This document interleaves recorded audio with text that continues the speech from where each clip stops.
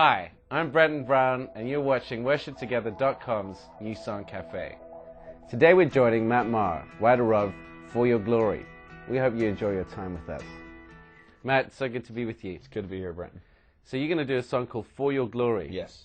You want to tell us how that came about? Yeah, the song took about a year to write. Wow. Songwriters take note. Yeah, I was at I heard a talk about the book of Ecclesiastes, specifically the whole point of there is a time for blank. You know, there's a time to sow, there's a time to reap, there's a time to mourn, there's all these different things. Right. And I'd heard this talk about, there's nothing new under the sun, and that the only new thing is Jesus. You know, he essentially is the greatest manifestation of God in the known universe. Right. And I was thinking, and I'm like, okay, so I know that this book is still relevant for me as a Christian, and I'm seeing all these different times and I start to see, like, wow, sowing is a season, reaping is a season, crying is a season, dancing is a season, mourning is a season. These are seasons of life, or they're mini seasons, they're moments, and right. And in all of those, I'm supposed to seek the face of God. Right. So I thought, well, as a Christian, what's a response to that idea that there's nothing new, under the sun, right. that the bridge speaks about the earth stands still without you. And we could only move because you made us to. God made us to move. He made us to love Him, to know Him, and to serve Him. Mm-hmm. The world, it says, the world is nothing without you, and we could only love because you made us to. And so, like a Christian response to that book of there is a time for everything is like, well, yes, there is a time for everything, but the whole point of it is that in every season that we would seek the face of God. And live as Jesus lived. Wow. Yeah, so. That's good.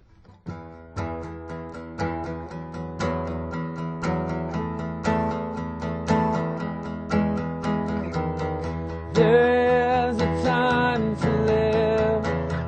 There is a time to die. There is a time to laugh. There is a time to cry.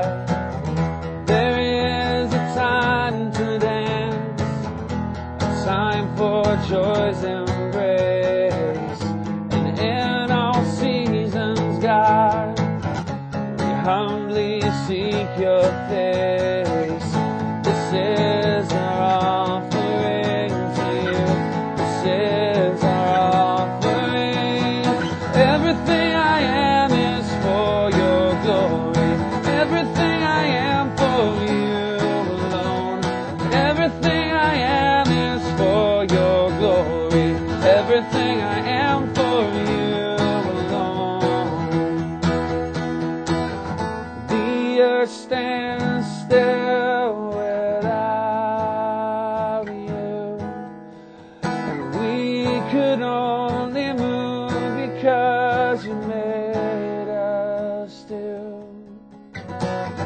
The world is nothing without you, and we could only love because you made us do. Everything I am is for your glory. Everything I am for you alone. Everything I am is for your glory. Everything I am for you alone. Cool. Great voice. Thanks. Great voice, Maher. So, the song's in E. Yeah, the song's key of E. It's the same thing. The verse is just E, A, E, B, E, A, C sharp minor, B. Doable. Yeah, totally doable. And then you do that twice, and the pre-chorus is just A, B. And you're playing those. You're not fretting. I'm not fretting in the bar, so it kind of keeps it open. So that's a pretty sound, right? Yeah, and it helps. helps it, especially if you're in a smaller worship ensemble. Yeah. Maybe you don't even have an electric guitar player. It helps keep the sound of it full. Maybe you don't have a keyboard player, so your acoustic isn't all right.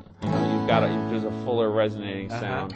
Great. So pre-chorus just A, B, and then the chorus is just E to an A to a C sharp minor to a B. That's the everything. Yeah. M is for your glory. Everything I am for you, Lord. Everything I am is for your glory. Everything I am for you, Lord. Great. Yeah, and the C section. The bridge is, and that's sort of like a stop time section almost. Usually like the drummer will drop out, stuff like that, and it's just A to a B to an F sharp minor. And that's kind of like an F sharp minor sus or a bit of color. Yeah, it's a color chord. Yeah. To an E over G sharp. And that's a nice easy way of playing E over G sharp. Yeah, instead Just of 3 fingers. Yeah, instead of having to do this thing, because my pinky it's a pinky. It's not that strong. So. Right. So I just do that. Can I just spell that out for everybody? So it's your index fingers on the 4th fret of the E string. Yeah. And then your ring fingers on the 4th fret of the D string. Yeah. And your pinkies on the 4th fret of the G string. Yeah. And everything else is open. Yeah. And I mute the eighth one, or you can put it on on the 2nd fret. And you use that same shape for the F sharp minor as well, just 2 frets back. Neat.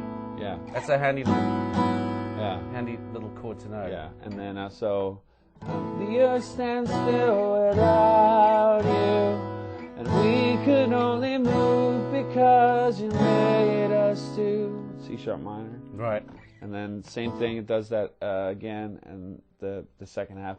And we could only love because you made us to. And that's like an A over C sharp to a B over D sharp. So you could just play A and B. A and B twice, and your bass player can walk up. But if you are a guitar 301W player, that's right. You could try this version. Yeah. So you've got is your pinky fretting the bass line there? How are you shaping those A over C sharp? B over D my sharp? pinky. So it's pinky on the 4th fret of the A string, right, and then the index and pointing fingers are on the 2nd fret of the D and G strings. Yeah.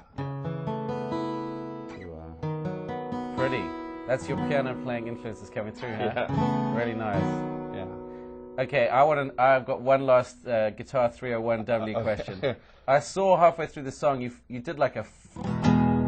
I nearly stopped breathing. Can we close in on that? Yeah. I've never seen a chord like that before. Okay.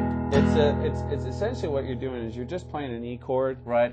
And it's what they would call, I guess, in classical circles, like open score. Right. Closed score would be E, G sharp, B. Right. Right next to each other. And right. Open is when the distance of them spans more than an octave. Right. And so what you do is you got your bass. Right. And then you've got this guy, and then that's your B. And then you've got your G sharp on top. So with your pinky, you're fretting the G sharp on the D string. Right. My goodness. Yeah. And it just, once again, if you're a solo acoustic guitar player, it's just a matter, you're trying to find shapes that can beef up your sound. Right. And so. And I'm guessing, I'm just watching your thumb there. Your thumb is well underneath the neck. Oh, it's well underneath the neck to keep your hand braced and to keep it supported. Fantastic. Yeah. Wow, that's all. I've never seen that before. Anyway, thank you so much for joining us and showing us how to play that song. Thank you.